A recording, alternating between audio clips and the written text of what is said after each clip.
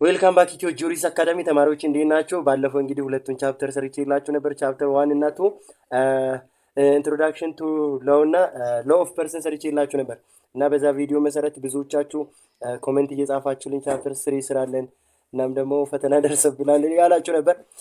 ሶ ይቅርታ በአንዳንድ ምክንያቶች ቢዚ ሆኜ ቪዲዮ አልሰራውም ነበረ። ዛሬ እንግዲህ ቻፕተር 3 ሎ ኦፍ ኮንትራክት ኢት ኢዝ ቬሪ ብሮድ ኤንድ ቫስት ሊትል ቢት በጣም የሚከብድ ፖርሽን ነው። አስለው ስኩል ራሱ በሁለት ሴሚስተር ነው የሚማሩት ማለት ነው። ለው ስኩል ላይ ኮንትራክት 1 እና ኮንትራክት 2 ተብሎ በሁለት ሴሚስተር ነው የሚማሩት። ነገር ግን እናንተ ጋር በአንድ ቻፕተር ሁለቱንም ጠቅለል አድርገው ነው ያመጡት። ይሄ ደግሞ በጣም ትንሽ ሊከብድ ይችላል ለእናንተ። ስለዚህ አጠር ያለ ሀሳብ ነው ያለበት ማለት ነው። እንደነገርኳችሁ ሁለተኛ ዓመት አንደኛ ሴሚስተር እና ሁለተኛ ዓመት ሁለተኛ ሴሚስተር ላይ ኮንትራክት 1 እና 2 ተብሎ የሚሰጠው ነው ለእናንተ እንደቀላል ነገር ሎው ኦፍ ኮንትራክት ብለው በአንድ ቻፕተር ያመጡላችሁ ማለት ነው። በውስጡ ራሱ ብዙ ቻፕተሮች ያለ ኮንሰፕት ነው።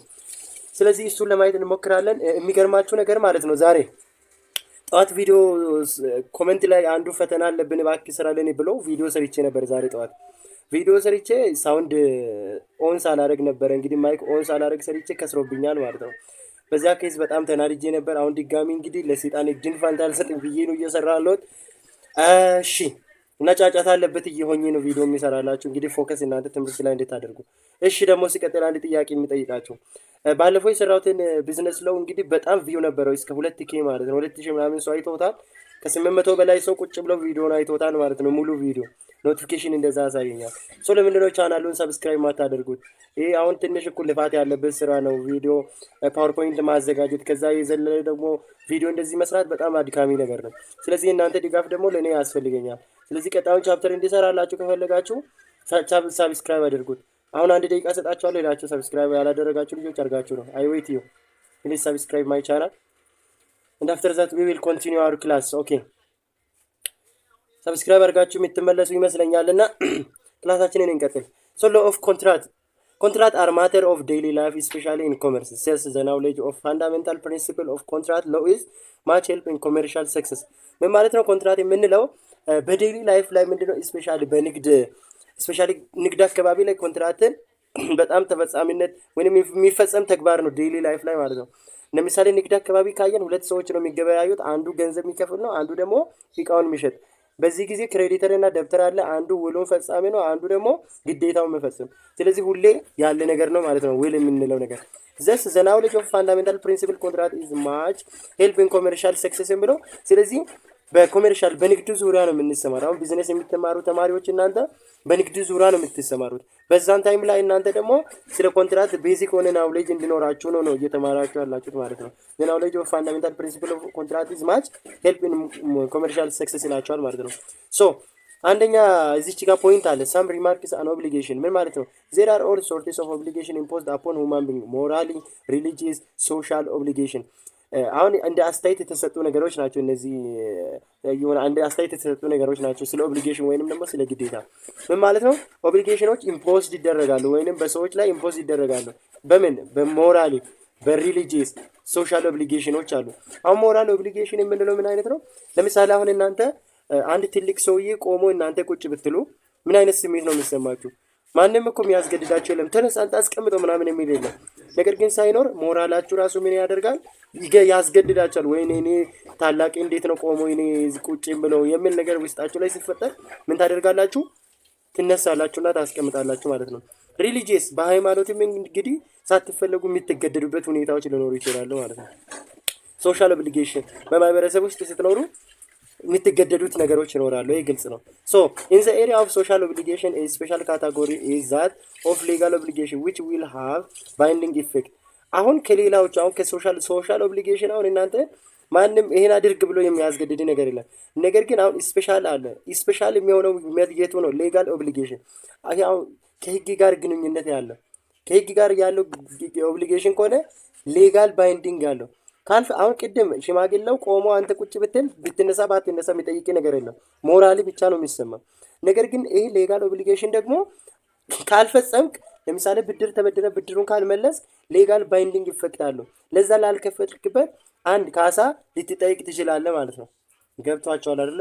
ሶ as opposed to the category known as natural obligations that are not compulsory or binding on the party ይሄ አሁን ናቹራል ኦብሊጌሽን እንደዚህ ሞራል ሪሊጂየስ የምንላቸው አሁን ለምሳሌ ሪሊጂየስ ኦብሊጌሽን አሁን አስርታ ትእዛዛት በክርስትና እምነት ያለው አለ አይደለ? አሁን በሱ እናንተ አሁን አታደርጉ ተብሎ ተጽፏል እንደ ሪሊጂየስ። ነገር ግን ብታደርጉ እናንተ የሚጠይቅ ነገር ማንም የለም። ነገር ግን በፈጣሪ ዘንድ ምንድነው ኃጢአት ነው። ለዛ በኋላ ፈጣሪ ሊጠይቃችሁ ይችላል። ምድር ላይ ግን አታመንዝር ተብሏል። በቃ እንደዚህ አይነት ነገሮች ሊነሱ ይችላሉ። አንተን ግን ቢቱን ደ ፓርቲ ነው ኦብሊጌሽን ኮንትራት አሁን የሚባለው ነገር ምንድነው በሁለት ሰዎች መካከል የሚደረግ ነው። ነገር ግን እናንተ በሁለት ሰዎች መካከል ላደረጋችሁት ሪሊጂየስ ሶሻል ኦብሊጌሽኖች እነዚህ ሌጋል ባይንዲንግ ተጽፎ የተቀመጡ ነገሮች የሉም ማለት ነው። ገብታችኋል አይደለ? እንደዛ ነው። ነገር ግን በህጉ የተቀመጠ አሁን እናንተ ማየት ያለባችሁ በሪሊጂየስ ሶሻል ኦብሊጌሽን ኮንሰፕት አይደለም። አሁን እንደ ህጉ አንጻር ነው የምታዩት ማለት ነው። ምክንያቱም እየተማራችሁ ያላችሁት ነገር ፊሎሶፊ ስለሆነ ማለት ነው። እሺ እና ሌጋል ባይንዲንግ አለው። ከዛ ከህጉ ውጭ ደግሞ ያለው ነገር ምንድነው? ሌጋል ባይንዲንግ የለውም ነው ሞራል እንደዚህ ሶሻል ኦብሊጌሽን የሚባሉት። ኦኬ ዊል ኮንቲኒው ሶ ሌጋል ኦብሊጌሽን ካን ቢ ፈርዘር ስፕሊት ኢንቱ ፔናል ኦር ሲቪል ኦብሊጌሽን። ስለዚህ እነዚህ ሌጋል ኦብሊጌሽን የሚባሉ በህጉ የተቀመጡ ግዴታዎች አንድ በወንጀል ሊያስጠይቁ ይችላሉ። ሁለተኛ ደግሞ ሲቪል የሚባሉት እንግዲህ በሁለት ሰዎች ነው። ሲቪል ማለት እንግዲህ ቢትዊን ቱ ፓርቲ ማለት ነው። እኔ እናንተ ኦር እኔና አንቺ በእኛ ሁለት መካከል እኔ እናንተ ኮንትራት ብንገባ እናደርጋለሁ ብዬ ያልኩትን ነገር ባላደርግ እኔ እጠየቃለሁ። ከዛ በተጠየቅኩት መሰረት ካሳ ሊከፍል ይችላለሁ ነው። አንዳንድ ጊዜ ደግሞ ፔናል ወንጀል ሆኖ ደግሞ የምትጠየቁበትም አጋጣሚዎች ይኖራሉ ነው። ኦኬ ዘ ስፔሲፊክ ኮንሰርን ሂር ኢዝ ዊዝ ሲቪል ኦብሊጌሽን ኤግዚስቲንግ ቢትዊን ፕራይቬት ሲቲዝን። ይሄው አሁን ያወራሁት ሀሳብ ማለት ነው። ምንድነው ይሄ ሲቪል ኦብሊጌሽን የሚባለው ቢትዊን ፕራይቬት ሲቲዝን ኮንትራት ሊገባ የሚችለው ሁለትና ከሁለት ሰው በላይ ይላል አርቲክል 16 ሲቪል ኮድ ማለት ይሄ ከሁለት ሰው በላይ ይላል። ነገር ግን ሁለት ፓርቲዎች ናቸው። አንደኛው ምን የሚያደርግ ኮንትራቱ ውል የሚገባ ነው። አንደኛው ደግሞ ፈጻሚው ነው ማለት ነው። ሁለት ሰው So, civil obligation is general reference to juridical acts having distinct legal effect that between two or more persons in their private relationship concerning something that one party must undertake towards the other party. አሁን ያልኩት ነው። አሁን juridical acts having distinct legal effect that existing between two or more party in their private relationship. ሁለቱ ሰዎች ባላችሁ ሪሌሽን ከመሬት ተነስቶ ሰው ዝም ብሎ ኮንትራት አይገባም። የሆነ የሚፈልጉት አቺቭ ሊያደርጉት የሚፈልጉት ነገር አለ።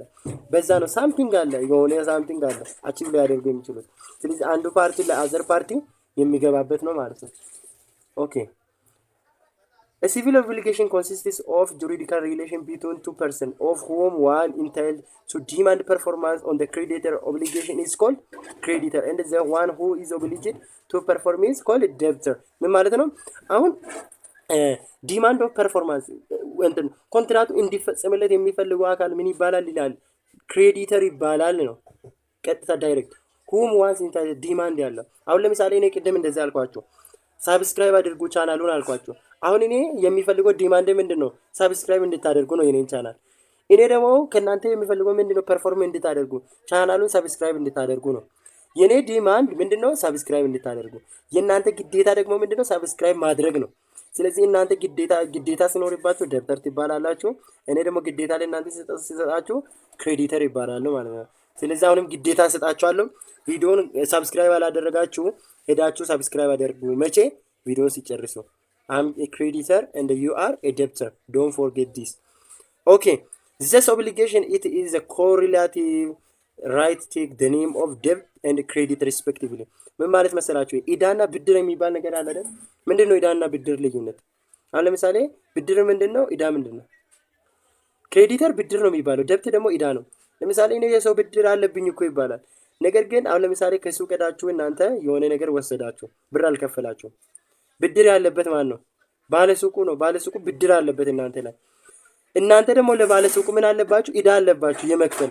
የኢዳና የብድር ልዩነት ይግባችሁ ማለት ነው። ባለሱቁ እናንተ ላይ ምን አለው? ብድር አለው። እናንተ ደግሞ ለባለሱቁ ምን አለባችሁ? ኢዳ አለባችሁ ማለት ነው። በዛ ኮንሰፕት ያዙት። one of the parties occupies the active position creditorship and the other assumes the passive status debtorship. አሁን ያወራሁት ነው። Every obligation has a corresponding right, but the nature of right is corresponds to civil obligation and enjoyed by the creditor is particular personal right. በማለት መሰላችሁ የትኛውም ኦብሊጌሽን ማለት ነው፣ የትኛውም ግዴታ ፐርሰናል ራይት ነው። ማንም አስገድዳችሁ እናንተ ኮንትራት ሊገባችሁ ነው። እናንተ በራሳችሁ ፍሪ በሆነ ኮንሰንት ብቻ ነው ኮንትራት መግባት የምትችሉት ማለት ነው። ስለዚህ it is a particular a personal right ነው። so it is right against designated person or defined class of person opposed real right which are enforceable against at one at all ይላል። ስለዚህ ማንም አስገድዷችሁ የሚገቡት ውል ኢንፎርስ የሚደረግ አይደለም። ስለዚህ ማንም ሰው ኮንትራት የሚገባው በምንድን ነው? በፍሪ ዊል ነው። ማንም ሳያስገድደው ነው። ፍሪ በሆነ ዊል፣ ፍሪ ዊል ማንም ሳያስገድድ ማለት ነው። ፍሪ ዊል ተግባብተናል ብዬ ተስፋ አደርጋለሁ። ኦኬ እንቀጥል። አን ኦብሊጌሽን ኤግዚስት ቢትዊን ፐርሰን ቢ ዘይ ፊዚካል ኦር አርቲፊሻል እና ኦብሊጌሽን ደግሞ መግባት የሚችሉት በሁለት ሰዎች መካከል ነው ብለናል ቅድም አይደለ? አንደኛው ሰው ፊዚካል ፐርሰን ሊሆን ይችላል ኦር አርቲፊሻል ሊሆን ይችላል። ባለፈው አውርተናል። ፊዚካል ፐርሰን እኔ፣ አንተ፣ አንቺ ነን አይደለ? አርቲፊሻል የሚባሉት ደግሞ እነዚህ እንደነ ዩኒቨርሲቲ እንደ ካምፓስ ኢንስቲትዩሽኖች አርቲፊሻል ፐርሰን እንደሆነ አይተን ነበር። ሶ while a real right involves the association of person with things, person can pursue that things into whose overhands it falls። ምን ማለት ነው? ያው ለምሳሌ የሆነ ራይት አለ። አሁን ኮንትራት የሚገባ ሰው እኮ ኮንትራት ከገባ በኋላ እናንተ አሁን ለምሳሌ ቲቪ ገዛችሁ። ቲቪ ከገዛችሁ በኋላ ዋራንቲ ይሰጣችኋል። ቲቪ ለ2 ዓመት ዋራንቲ ከተበላሸን ይከፍላሉ ብሎ ዋራንቲ በሰጣችሁ ቲቪ እናንተ ከገባ በኋላ ቲቪ የእናንተ ነው። ነገር ግን አንድ ቀን ራሱ ቤት እንደደረሳችሁ ቢበላሽባችሁ ለዛ ቲንግ ማለት ነው ተጠያቂ ይሆናል። ያ ለእናንተ ቲቪውን ሽጦ ዋራንቲ የገባው ሰው ማለት ነው። እዛ ይሄ ኮንሰፕት ነው። the source of obligation are generally law and contract። የትኛውም ግዴታዎች ክሬት ወይንም ደግሞ ሶርሳቸው ከየት ነው? አንድ ከሎ ሊሆን ይችላል፣ ሁለተኛ ከኮንትራት ሊሆን ይችላል። ከዛ ውጪ ሊሆን አይችልም። አንድ ግዴታ ላይ ያስቀምጥ የሚችለው ለሆነ ከዛም በኋላ ኮንትራት ነው። እስቲ in contract the will of the party forms the basis of obligation ይላል። in the absence of contract any obligation cannot arise except by virtue of law and therefore all non-contractual obligation have the law as their sole sources።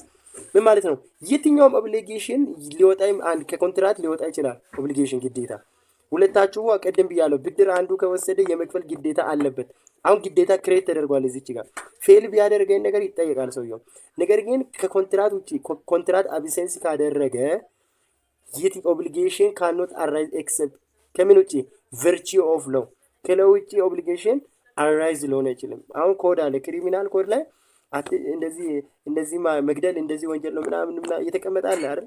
አራይዝ የሚደረገው ከየት ነው? ከዛ ነው። ከዛ therefore all non contractual obligation have the law is a sole sources። ይሄ አሁን ኤክሰፕሽን ነው። ኤክሰፕሽኑ ምንድነው? ነን ኮንትራክቹዋል አንዳንድ ጊዜ ኮንትራት ሳትገቡ የምትጠየቁበት ጊዜ አለ። ምንድነው ይሄ? ነን ኮንትራክቹዋል ኦብሊጌሽን ይለዋል። እስኪ ለምሳሌ መኪና እየነዳችሁ መንገድ ላይ እየሄዳችሁ ሰውን ገደላችሁ። ቤት የሱ የሞተው ሰው ቤተሰብ ደግሞ ምንድነው እናንተን ይጠይቃል። የቀብር ስነ ስርዓቱን አስፈጽምልን፣ ካሳ ይክፈልልን ሊሆን ይችላል። በዛን ጊዜ ኮንትራት ገብታችኋል እንዴ? አልገባችሁም። አንደን ኮንትራክቹዋል ኮንትራት ሳትገቡ ውል ልትፈጽሙ ነው ማለት ነው። ቀብር ልታስፈጽሙ ነው። ከዛም በኋላ ካሳ ልትከፍሉ ነው። ከዛም አንዳንድ ጊዜ ሊመጣ ይችላል ነው ያለው። እሺ the obligation originating exclusively from the law may be further founded on the civil wrong or unjust enrichment። ይሄው እንደውም ሐሳቡ እዚህ ይጋለ unjust enrichment ማለት ነው ያላግባብ መበልጸግ ማለት ነው። ፊታዊያ ነው መበልጸግ። ይሄም አሁን ክሬት ያደርጋል ኦብሊጌሽን። እንዴት ካላችሁ መንገድ ላይ 10,000 ብር ወርቆ አገኛችሁ። 10,000 ብር ወርቆ አገኛችሁ መንገድ ላይ ከመሬት ወስዳችሁ ብሩን ይዛችሁ ሄዳችሁ። ብሩን ደግሞ እንደወሰዳችሁ ታወቀባችሁ። ከዛ ስልክ ገዛችሁበት በዛ በ10,000 ብር ከመሬት እኮ ነው አገኛችሁ።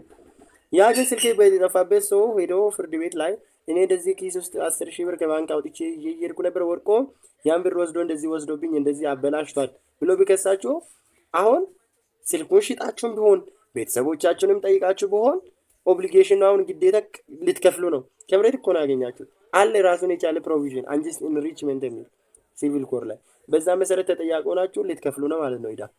ገብታችኋል አይደለ? ኦብሊጌሽን ከዛም ከሲቪል ሮንግ ኦር አንጀስት ኢንሪችመንት ክሬት ይደረጋል። ያው በለው ነው። ገብታችኋል አይደለ? በህግ ውስጥ ነው ተጽፎ ያለ ነገር ነው። ዝም ብሎ ከመሬት የወጣ ነገር አይደለም። ዘስ ኦብሊጌሽን አሁን ቅድም መጀመሪያ ያወራሁት አንድ ከኮንትራት ሊሆን ይችላል፣ ሁለት አራይዝ የሚደረገው ከሎኖ ብያለሁ። እሱን ኮንሰፕት ነው እዚህ አሁን እንደዚህ አይነት ጥያቄዎች ሊነሱ ስለሚችሉ ነው። አንጀስት ኢንሪችመንት አሁን ምንድነው? ከሎኖ ማለት ነው። ተጽፎ የተቀመጠ ነው፣ በህግ ያለ ነው። This obligation usually emerges contractually by the natural agreement the parties and by the law when the legislator provides so in particular case of tortice and unjust enrichment። አሁን ያወራሁት ነው። ቶርት ማለት እንግዲህ አሁን እንዳወራሁት መኪና ገጭ ምናምን ብዬ ያወራሁት ምሳሌ እሱን ሀሳቡ but it is beyond the scope of this study is discussing any contractual obligation ምን እያለ ነው? ይህ ስኮፕ በጣም ሰፊ ነው። it is beyond the scope this study is discussing any contractual obligation አሁን ስለ any contract ይሄ አሁን ራሱ second semester ላይ ነው።